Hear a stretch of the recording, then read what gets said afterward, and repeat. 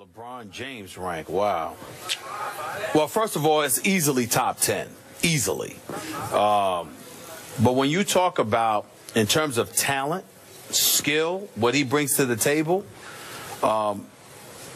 you can make a legitimate argument that overall talent, he's number 2 all time. Wow.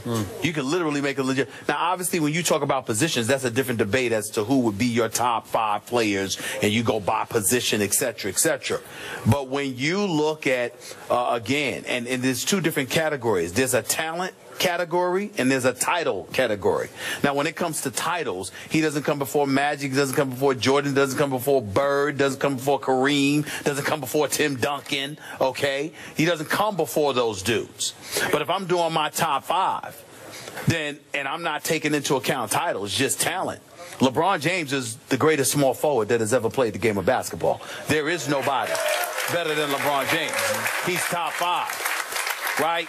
But obviously, when you talk about Clutch Gene, I would put Larry Bird ahead of him because when it's time to close, I'm giving the ball to Bird all day, every day over LeBron James because of Bird's ability to shoot, and particularly in the clutch.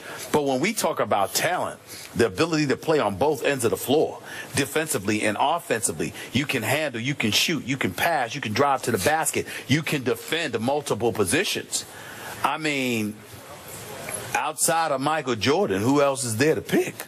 I mean, when you think about LeBron at 6'8", 6'9", 250, and what he can do, he can legitimately play 5 different positions. And even though Magic, understand the greatness of Magic Johnson. Magic Johnson was a guy that was tall enough, could play the point guard. He was the orchestrator, the architect of Showtime. He was an elite passer. He could look over defenders, etc., etc. But the totality of his skills, Magic didn't have what LeBron has. He didn't have that. So when I think about skill set, talent-wise, I mean, again, I'm too young. I've only seen black and white tape of Elgin Baylor, Oscar Robertson, you know, people like that. So I defer to the elder statesmen of the game to tell me about what those dudes brought to the table. But I would imagine that LeBron is a brethren of those dudes, and that he just took what they originally pioneered and designed and took it to another level, the way Connie Hawkins and David Thompson and guys like that took Dr. J, and Dr. J preempted MJ, and MJ preempted Kobe. But I guess what I'm saying is I just look at it, and I think overall talent, other than Jordan, I can't think of anybody. And I mean, talent-wise, you know, again, I put Jordan the edge because he got the titles, plus he could play on both ends, offensively and defensively. Outside of that, it's LeBron to me. So you're differentiating your argument between talent versus resume, right? That's right. Okay. Talent versus titles, yes. Okay, I got it. If we're just doing in a vacuum, just pure gifted talent, just saw inch for inch talent, I got to tell you, seriously, this will sound blasphemous. I would take LeBron James over Michael Jordan in that area. Wow. Well, now, just on gift. Now, I'm the biggest Michael Jordan fan on the planet. I'm not going to take him as a basketball player, but on just raw talent, 6'9", 260. The one big thing that I liked what Michael did, Michael taught himself to shoot the ball a little better than LeBron has been able to teach himself to shoot the ball. Which is exactly why I didn't put LeBron over MJ. And the reason why I don't have Kobe over LeBron is because to me it's Kobe MJ. You see what I'm saying? No question. Okay. No and question. You know who else is in that? If we're just doing in a vacuum, Kareem Abdul-Jabbar at 7. What do we call him? 2'7", I put Kareem Abdul-Jabbar over Bill Russell. Okay, on pure talent or on resume? Because you can't do rings, obviously, because Bill Russell had 11. Exactly. Okay, now, let's just do straight barbershop argument. Who you taking? If I'm going to rank who I'm going to take all time, I'm a little older than maybe they stuck in my psyche a little stronger. But I have LeBron, and you're probably hoot and holler over this. I've got him ranked 9th on my list. I got him in the top 10. But listen to me.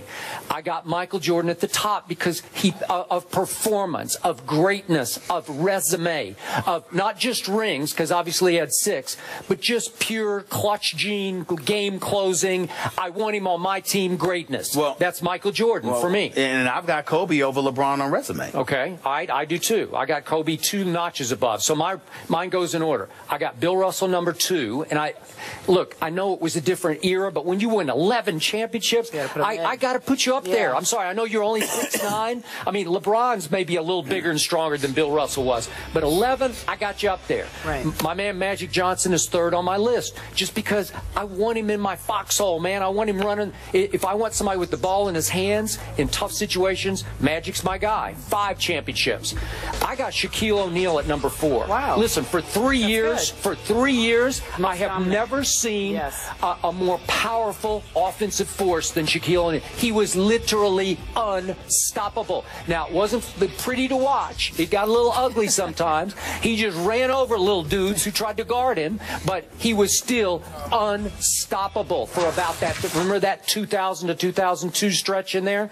So to me, it was longer than that, but go ahead. Yeah, well, but that's when he would just ragdoll my Spurs. Duncan and David Robinson, he just tossed them around like they were little kids. And again, I'm putting him 1 notch above Kareem Abdul-Jabbar, who has 6 rings, but that's a close one. If I had to draft somebody for my all-time team, I would have taken Shaq a little bit over Kareem, just on overall toughness and physicality and dominance. Kareem was a little more finesse to me, but he was some finesse. I mean, that skyhook was literally unstoppable.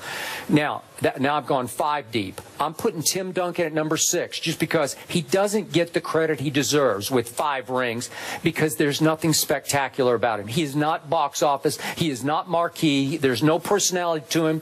But do I want him to build around my basketball team? Yes, I do. I'm going to take him my all-time draft at number 6, because all he's going to do is win you a whole bunch of championships. I'm sorry.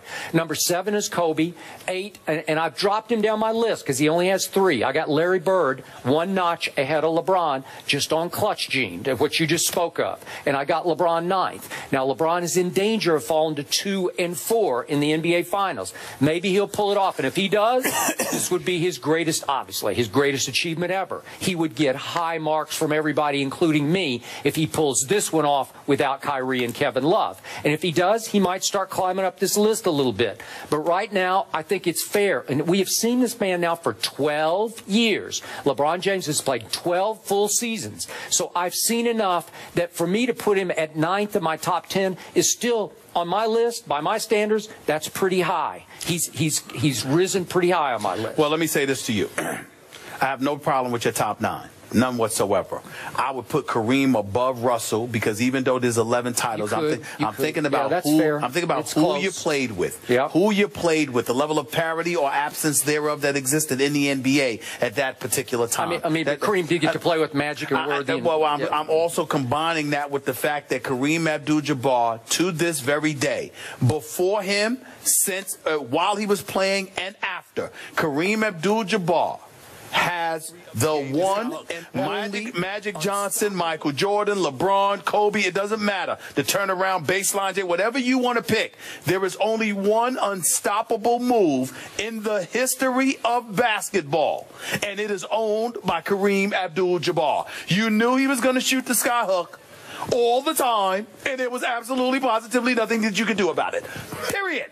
So to me, when you combine that with the fact that it has 6 rings attached to it, some of them when Bird was playing, when Isaiah was playing, when Dr. J was playing, even when Jordan ultimately came along, Isaiah and the Bad Boy Pistons were in existence. No matter, you still had the one, as he aged and the fast break, Showtime would run up the court, and then on the occasion that they were stopped, they'd simply wait about 10 seconds for Kareem to come lollygagging down the court, and then they throw it to him on the right block, and one fake hair, skyhook, money. I mean, it didn't matter whether he was 20 years old or 40. It still withstood the test of time. That is why I put him up there. When I think about Kobe, let me tell you why I would put Kobe against Tim Duncan, above Tim Duncan. Tim Duncan is a champion, and he's great. And he's the greatest power forward ever. Number 2 would be Kevin McHale, by the way, not Karl Malone. Okay? But here's the flip side. For his entire career, Tim Duncan had Greg Popovich. He had David Robinson initially, and then after that he had Manu Ginobili, and he had Tony Parker, and all of this other stuff. For his entire career, Kobe Bryant had Shaq the first go-round. The second go-round, it was him and Pau Gasol and an injured Andrew Bynum, okay? But there's still 5 rings. And so when I look at Kobe, and 7 trips to the finals, 7, all right? So when I look at it from that perspective, I say to myself, well, you know what? I can't deny that. So because the road traveled was tougher over the course of his career, Tim Duncan arrived in San Antonio. The day he walked onto the NBA court, he had David Robinson waiting to play with him. The day he arrived, he had David Robinson playing with him. Briefly, yeah. No, what I mean by it is this: no friction, no animosity, no turmoil, no soap opera atmosphere. The star departed. Ultimately, you've got to rebuild. You're the pariah. You're the guy seen as pushing Shaq out of town, and you all had the Eagle County, Colorado thing going on. One piece of adversity after another for Kobe Bryant. Literally close to 0 for Tim Duncan throughout his career. So I give points for that, for overcoming those odds stacked against you. That's all I mean. For his entire career, Greg Popovich had Tim Duncan. That's how I look at it the other way around. I'm sorry. Tim Duncan has been special. He had a special year this year. At 39, he was really good. But to me, this year makes my point. Because the point is this. If other dudes had come to play with Tim Duncan, they very well may be in the finals right now. We understand that. And nobody is questioning in any way the greatness of Tim Duncan. I'm just saying there's a lot to be said for being in a stable environment. LeBron left Cleveland because of the instability that existed here. Kobe almost left L.A. because of it. Michael Jordan retired because of it. So when you look at it from the standpoint that no matter where you turn, instability somehow, some way rears its ugly head. Friction or no, Kobe benefited from Shaquille O'Neal. I don't care what you say. The first 3, I'm saying, the first 3 rings, the most dominant force in the game, no question. But I'm saying to you, he validated himself, because what you got to remember, Kobe wanted Shaquille, he wanted to separate from Shaquille O'Neal for exactly the statement you just made. He knew that for the rest of his career, he would be attached at the hip of Shaquille O'Neal, and his individual greatness would be questioned if he stuck with Shaquille. He wanted to venture out on his own to validate his greatness. Do you know what it says for somebody to sit there and have that as their quest, and then to turn around and pull it off? He did it. He did it. Yep. He did it. We now talk about Kobe separate and apart from Shaq, not just with Shaq. He deserves credit for that. All right, can you guys help me out? What do you guys call Deli? What do you call him? Deli Tray. All right, when we come back, we're talking about Deli Tray. Tim Legler had some interesting comments on...